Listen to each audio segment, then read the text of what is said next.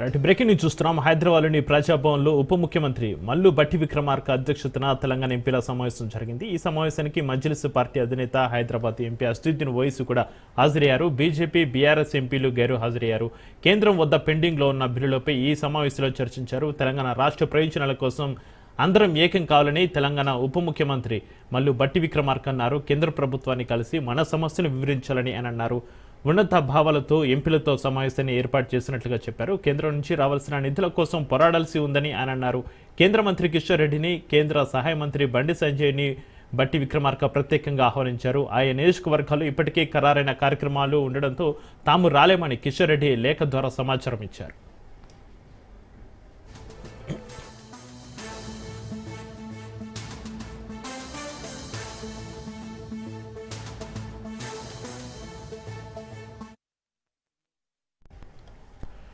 ఇక హైదరాబాద్లోని ప్రజాభవన్లో ఉప ముఖ్యమంత్రి మల్లు భట్టి విక్రమార్క అధ్యక్షతన తెలంగాణ ఎంపీల సమావేశానికి సంబంధించి మరింత సమాచారాన్ని మా ప్రతినిధి రాజు ఫోన్లైన్లో అందిస్తారు. రాజు, చక్రి ప్రజాభవన్ లో డిప్యూటీ సీఎం మల్లు భట్టి విక్రమార్క ఆధ్వర్యంలో ఈ రోజు ఎంపీల సమావేశం నిర్వహించడం జరిగింది. అయితే ఈ ఎంపీల సమావేశానికి కేవలం కాంగ్రెస్ పార్టీ ఎంపీలే హాజరు కావడం జరిగింది. ఎందుకంటే నిన్న ఏదైతే బీజేపీ ఎంపీలకు కానివచ్చు, బీఆర్ఎస్ ఎంపీలకు కానివచ్చు సమాచారం అయితే ఇవ్వడం జరిగింది. అయితే ఆ సమయాభావం దృష్ట్యా తమ హాజరు కాలేమని బీజేపీ ఎంపీలు అయితే ఆ లేఖ రాయడం జరిగింది. రాష్ట్ర అధ్యక్షుడిగా ఉన్నటువంటి కిషన్ రెడ్డి ఇప్పటికే ఆ లేఖ రాయడం జరిగింది మల్లు భట్టి విక్రమార్కకి. వాళ్ళు హాజరు కాలేదు. అదేవిధంగా బీఆర్ఎస్ ఎంపీలు కూడా తాము హాజరు కాలేదు. అదేవిధంగా కేవలం కాంగ్రెస్ పార్టీ ఎంపీల యొక్క సమావేశానికి హాజరు కావడం జరిగింది. కాంగ్రెస్ పార్టీ ఎంపీలతో పాటు ఎంఐఎం అధినేత హైదరాబాద్ ఎంపీ అసదుద్దీన్ ఓవైసీ కూడా ఈ యొక్క సమావేశానికి హాజరు కావడం జరిగింది. ప్రధానంగా విభజన చట్టంలోని అంశాలు, తెలంగాణకు రావాల్సినటువంటి ఏవైతే నిధులు ఉన్నాయో వీటిపై ప్రధానంగా చర్చ జరిగింది. ఈ చర్చలో ప్రధానంగా గత 10 సంవత్సరాల పాటు బీఆర్ఎస్ అధికారంలో ఉన్నప్పుడు చాలా వరకు కూడా కేంద్ర ప్రభుత్వం నుంచి వచ్చే నిధులను ఎప్పుడు కూడా బీఆర్ఎస్ పార్టీ సీరియస్ గా తీసుకోలేదు. ఆ ప్రభుత్వం కూడా ఎప్పుడు కూడా ఆ నిధుల కోసం, రాష్ట్రం కోసం పోరాటం చేయలేదని చెప్పి కూడా ఒక కాంగ్రెస్ ఎంపీలు చెప్తున్న పరిస్థితి కనిపిస్తా ఉంది. అదేవిధంగా కేంద్రం నుంచి రావాల్సిన నిధులు, అదేవిధంగా పెండింగ్ ప్రాజెక్టుల కోసం అందరు ఎంపీలు కూడా గలమెత్తవలసిన అవసరం ఉంటుంది అని చెప్పి కూడా ఈ సమావేశంలో నేతలందరూ కూడా తీర్మానించడం జరిగింది. అదేవిధంగా ఒకవేళ ఇప్పుడు ఈ సమావేశానికి ఎంపీలు రాలేదు కాబట్టి ఖచ్చితంగా నెక్స్ట్ సారి అయినా సమావేశానికి వస్తారని చెప్పి ఆశిస్తున్నామని చెప్పి కూడా భట్టి విక్రమార్క చెప్పడం జరిగింది. అదేవిధంగా అసదుద్దీన్ ఓవైసీ హైదరాబాద్ ఎంఐఎం ఎంపీ కూడా ఈ యొక్క సమావేశానికి హాజరు కావడం జరిగింది. కేంద్రం తీరు పారదర్శకంగా లేదు అని చెప్పి కూడా ఆయన చెప్పడం జరిగింది. నిధుల కేటాయింపులో తెలంగాణకు అన్యాయం జరుగుతుందని చెప్పి కూడా అసదుద్దీన్ ఓవైసీ చెప్పడం జరిగింది. త్రిపుల్ ఆర్ మంజూరు కావచ్చు, మెట్రో విషయంలో కావచ్చు, అదేవిధంగా బాపు ఘాట్ అభివృద్ధి కావచ్చు, మూసి ప్రక్షాళన కోసం రాష్ట్ర ప్రభుత్వం నివేదిక పంపినా కూడా కేంద్ర ప్రభుత్వం నిధులు మంజూరు చేయకపోవడం ఇది అంటే కేవలం తెలంగాణ పట్ల వివక్ష చూపుతున్నట్టుగానే మేము భావిస్తున్నామని చెప్పి కూడా ఎంపీ అసదుద్దీన్ ఓవైసీ చెప్పడం జరిగింది. ఇంకా ఎంపీ చామల కిరణ్ కుమార్ రెడ్డి కూడా మాట్లాడడం జరిగింది. పార్లమెంట్ లో ఏదైతే వాయిదా తీర్మానాలు కావచ్చు, ప్రశ్నోత్తరాలు కావచ్చు, ఇవన్నింటినీ కూడా ఖచ్చితంగా రాష్ట్రానికి రావాల్సిన నిధుల కోసం వాడుకుంటాము, వేదికగా వాడుకుంటామని చెప్పి కూడా కాంగ్రెస్ ఎంపీ చామల కిరణ్ కుమార్ రెడ్డి చెప్పడం జరిగింది.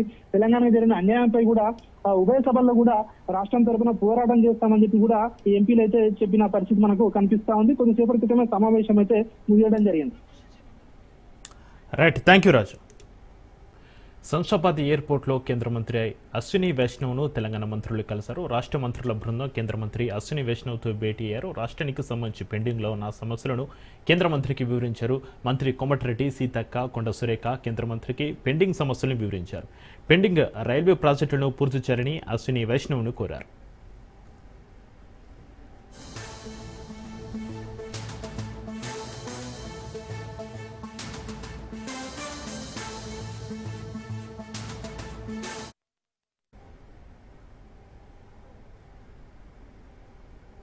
We have 3 electronics manufacturing clusters supported by the central government. One is in Devtipalli where I am going today. This will be primarily used for battery packs, cell manufacturing, lithium batteries, which is very important for our the electric vehicle industry, which is growing up in our country. This is supported by the state government and the central government. Together, central government has provided the funds for infrastructure, and I think this is a very state-of-the-art factory that we will see.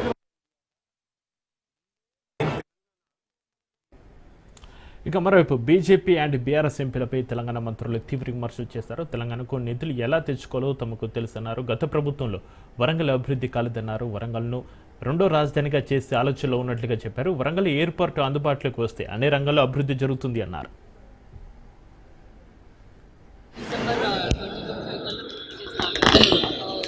రైతులు ఏదైతే ఒక Chintalapalli Nashkal to హసన్పల్లి మార్చమని అడిగారు. అది central railway minister గారిని కోరితే వారు ORR చుట్టూ ఆ రైల్వే ఎలిమెంట్ చేయమని చెప్పి ఆదేశాలు ఇవ్వడం జరిగింది. అదేవిధంగా కాసిపేట్ డివిజన్గా కూడా అప్గ్రేడ్ చేయాలి అని చెప్పి మంత్రి గారు కోమటిరెడ్డి వెంకటరెడ్డి గారు అలాగే సిద్ధంగా కొండ సురేఖ మేడం అందరం కలిసి కోరడం జరిగింది. దానికి కూడా వారు మళ్ళీ మేము ఒకసారి పార్లమెంట్ వెళ్ళినప్పుడు ఆ సెషన్లో కూడా సీఎం గారితో కలిసి రిప్రజెంటేషన్ ఇవ్వడం జరుగుతుంది.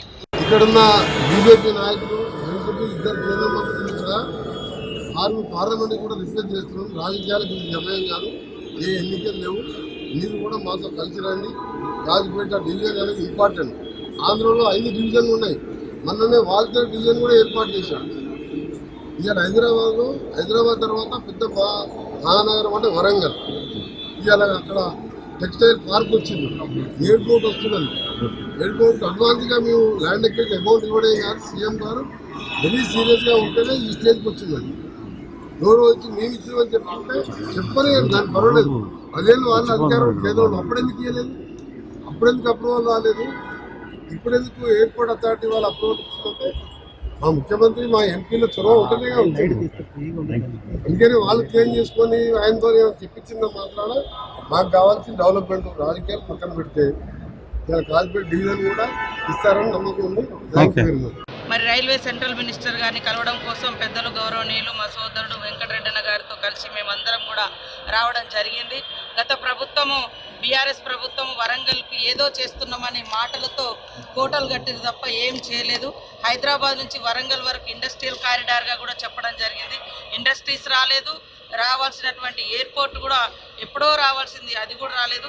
కానీ ఈరోజు ముఖ్యమంత్రి గారు అదేవిధంగా సంబంధిత శాఖ మంత్రులు కోమటిరెడ్డి వెంకటరెడ్డి గారు, మా ఎంపీలు, మా సోదరిమణి సురేఖ గారు, మేమందరి యొక్క పట్టుదల ప్రయత్నంతో వరంగల్ హైదరాబాద్ తర్వాత వరంగల్ను అత్యధికంగా అభివృద్ధి చేయాలన్నటువంటి లక్ష్యంతో సీఎం గారు పనిచేస్తూ ఉన్నారు. దానికి అనుగుణంగా ఈరోజు రైల్వే లైన్స్ విస్తరణ కానీ అదేవిధంగా మరి ఎయిర్పోర్ట్ కానీ ఇవన్నీ కూడా సాధించుకోవడం జరిగింది.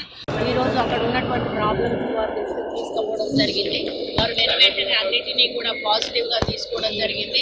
కొన్ని దశాబ్దాల కాలంగా పెండింగ్లో ఉన్నటువంటి రైల్వే ఫ్యాక్టరీ అయితేనేమి, రైల్వే డివిజన్ అయితేనేమి, మరి ఇంకా చాలా మన రాష్ట్రంలో పెండింగ్లో ఉన్నటువంటి పనులు కూడా వారు చెప్పిన వెంటనే అర్థం చేసుకొని తప్పకుండా చేస్తామనేటువంటి మాట చెప్పి వెళ్ళడము చాలా హ్యాపీగా ఉంది. ఇప్పుడే కోమటిరెడ్డి వెంకటరెడ్డి గారు చెప్పినట్టుగా మేము ఇక్కడ ప్రభుత్వంలో ఉన్నాం కాబట్టి సమస్యలు మేము కేంద్ర ప్రభుత్వం దృష్టికి తీసుకుపోవడం మా యొక్క బాధ్యత.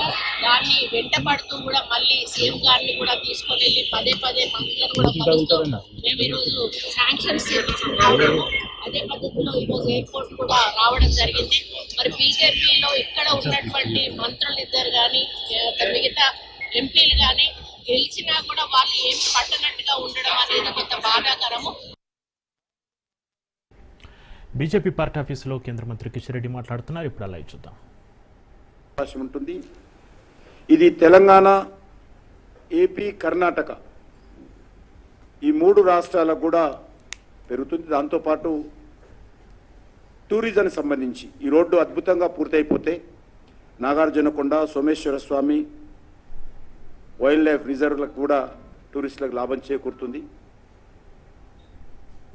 4 అంటే 4కు సంబంధించినటువంటి ప్రాజెక్టు NH-167 అలీనగర్ మిర్యాలగూడ మధ్యలో 30 కిలోమీటర్ల రోడ్డు 220 కోట్ల రూపాయలతోటి ఈ రోడ్డు పూర్తి చేయడం జరిగింది.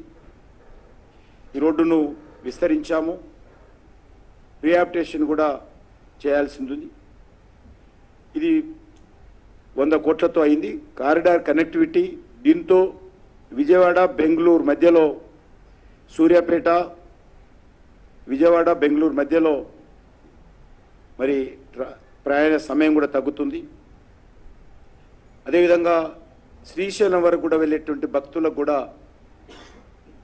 జడ్చర్ల సూర్యాపేట నుంచి ఉపయోగపడుతుంది. నెంబర్ 5 NH 565 నక్రకల్ నాగార్జున సాగర్, ఇది కూడా 81 కిలోమీటర్ల రోడ్డు 326 కోట్ల రూపాయలతోటి ఇది కూడా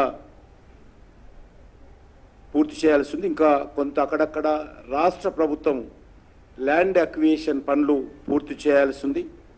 అది ఎంత తొందరగా పూర్తి చేస్తే ఇది కూడా ఇంకొక 6-7% వర్క్స్ పెండింగ్లో ఉన్నాయి ల్యాండ్ అక్విజిషన్ కారణంగా. అది తెలంగాణ ఏపీ మధ్యలో కూడా కనెక్టివిటీ పెరగడానికి దోహదపడుతుంది ఈ రోడ్డు. నేషనల్ హైవే 65 ఇది 6వ రోడ్డు. తెలంగాణలోని హైదరాబాద్ పూణే మధ్యలో ఈ యొక్క ఫ్లైఓవర్ BHL దగ్గర నిర్మాణం చేయడం జరిగింది. గత కొన్ని రోజులుగా ఇది BHL దగ్గర ఇస్తున్నటువంటి ఈ ఫ్లైఓవర్ ఆలస్యంగా అయింది. దాన్ని గత కొన్ని రోజులుగా రెగ్యులర్గా నేను మానిటరింగ్ చేయడము, రివ్యూ చేయడము కారణంగా అది ఆల్మోస్ట్ ఇప్పుడు 95% పూర్తయింది. ఇది కూడా సుమారు 2 కిలోమీటర్ల ఫ్లైఓవరు 172 కోట్ల రూపాయలతోటి ఈ యొక్క జాతీయ రహదారికి సంబంధించినటువంటి ఫ్లైఓవర్ పూర్తి చేశాము. ప్రస్తుతము రోడ్డు సేఫ్టీ ఫండ్లు, street lights, road marking, junction వద్ద పనులు జరుగుతున్నాయి. ఇది వచ్చే నెల ఈ ఫ్లైఓవర్ పూర్తవుతుంది.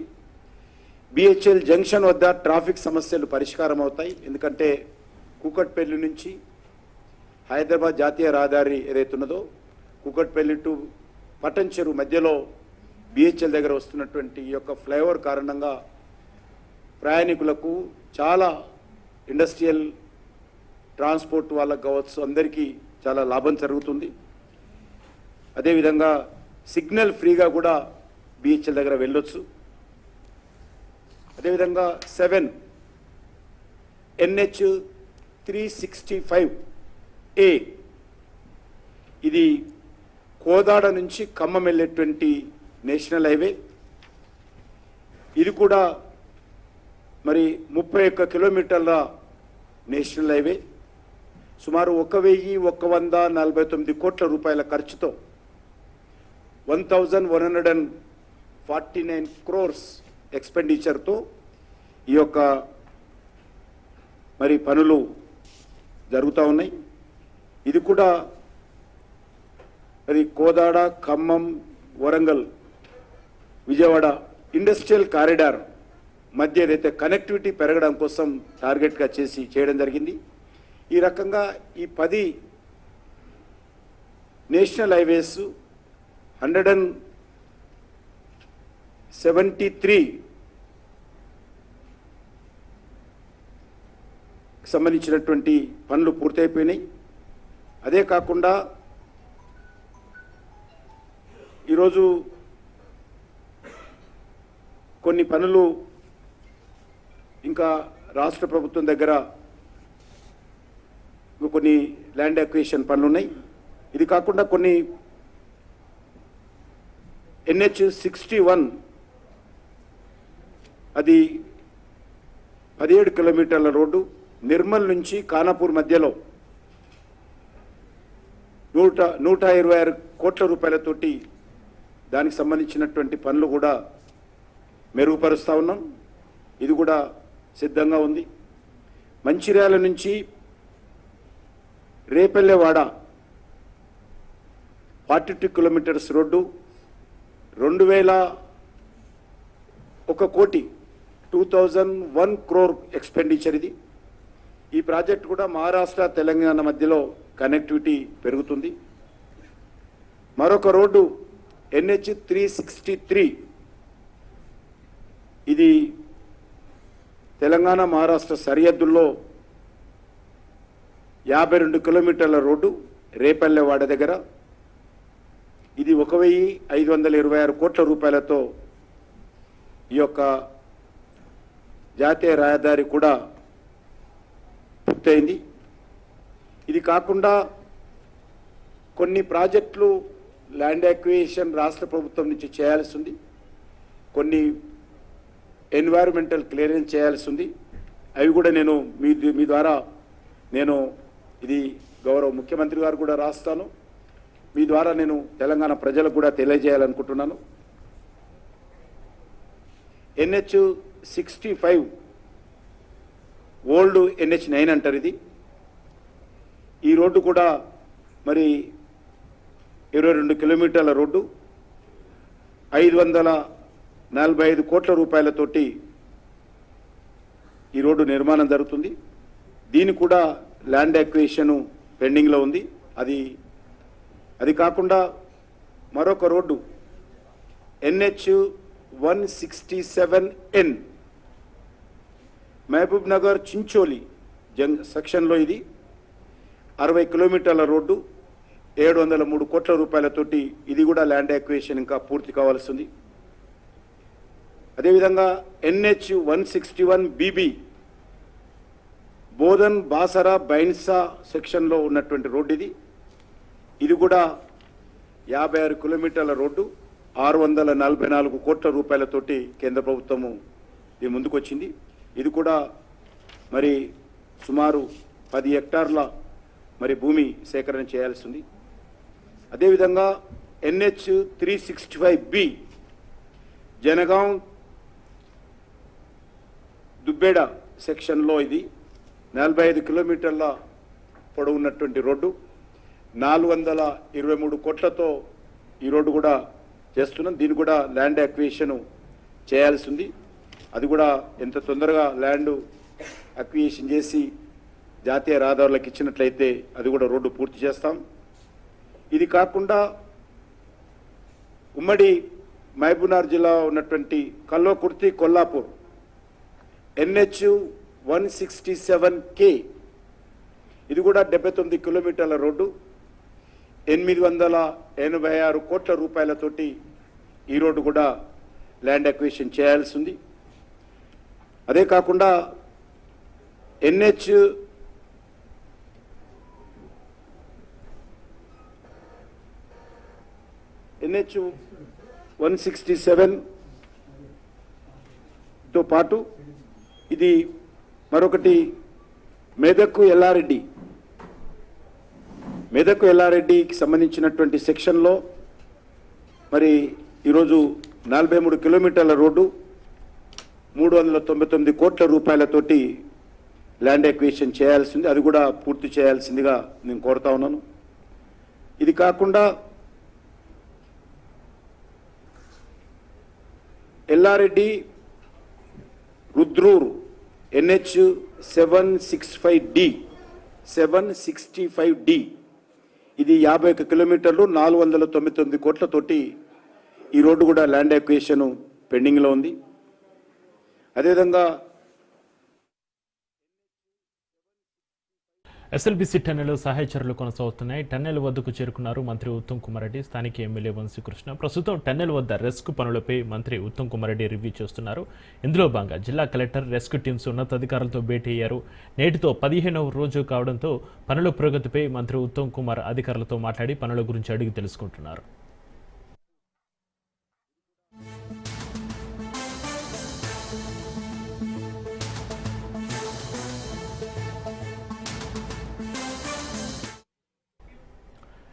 అయితే నిన్న కన్వేర్ బెల్ట్ అందుబాటులోకి రాలేదు. ఇవాళ అందుబాటులోకి రావడంతో కన్వేర్ బెల్ట్పై మట్టిని బయటకు తరలిస్తుంది సిబ్బంది. ఫిబ్రవరి 22 ఉదయం 8:30 టన్నులలో ప్రమాదం జరగగా 15 రోజులు గడిచినా కూడా చిక్కుకున్న 8 మంది ఆచూకీ దొరకడం లేదు. అయితే రెస్క్యూ పూర్తి అయ్యేందుకు 4 రోజుల సమయం పట్టే అవకాశం ఉందంటుంది రెస్క్యూ సిబ్బంది.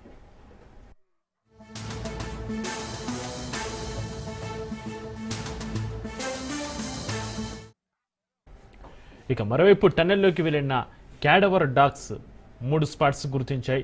3 స్పాట్స్లలో సిబ్బంది తవ్వకాలు జరుపుతోంది.